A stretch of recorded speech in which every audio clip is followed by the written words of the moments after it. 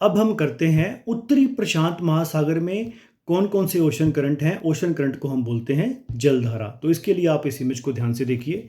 तो अगर आप इमेज में देखेंगे, जो प्रशांत महासागर है, उत्तरी प्रशांत महासागर, ये बेसिकली जापान के आइलैंड और ये अमेरिका के बीच में आता है।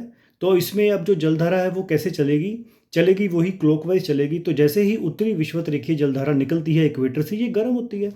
तो ये जापान और फिलीपींस के आइलैंड से टकराई, वहाँ से इसकी दो जलधारा बन गई, कुरोशियो की जलधारा और सुशीमा की जलधारा। ये दोनों गर्म है।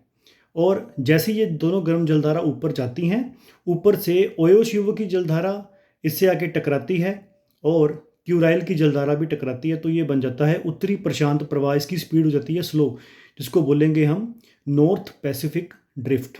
तो आगे जाके ये जो उत्तरी प्रशांत प्रवाह है, क्योंकि ये गर्म है, तो ये इसने क्लॉकवाइज तो जाना ही है, तो ये अलास्का की तरफ चली जाती है। तो जो अलास्का की जलधारा है वो गर्म हो जाती है, क्योंकि वेस्टर्न साइड पे अमेरिका के अलास्का पड़ता है। अब ये इसका अपवाद है। वैसे हम बोलते हैं ना कि वेस्टर्न साइड में जो जलधारा बनती है वो ठंडी बनती है, पर यहाँ से क्योंकि ये क्लॉकवाइज जा रही है और उधर से अलास्का आ गया वेस्टर्न साइड पे, तो ये गर्म जलधारा होगी।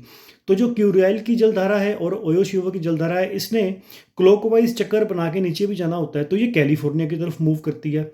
तो जो कैलिफोर्निया की जलधारा है वो ठंडी जलधारा बन जाती है। अब यहाँ पे ध्यान देने वाली बात ये है, जो क्यूरोशियो की जलधारा है उसको काले पानी की जलधारा भी बोलते हैं। अब इसको याद कैसे करोगे, देखो सुशीमा और शियो, शीमा शियो दोनों गर्म हैं और शिवो और क्यूराइल की जलधारा ठंडी है। अब शिव जी कहाँ पे रहते हैं, बर्फ़ों में रहते हैं, तो वो ठंडी जलधारा होगी। क्यूराइल को आप समझो क्यूब, क्यूब यानी कि जो बर्फ़ की क्यूब होती है वो भी होती है ठंडी। तो इस तरह से हम इनको याद कर सकते हैं। अब अगले वीडियोज़ में हम देखेंगे साउथ पैसिफिक ओशन में कौन कौन से ओशन करंट हैं। Thank you very much.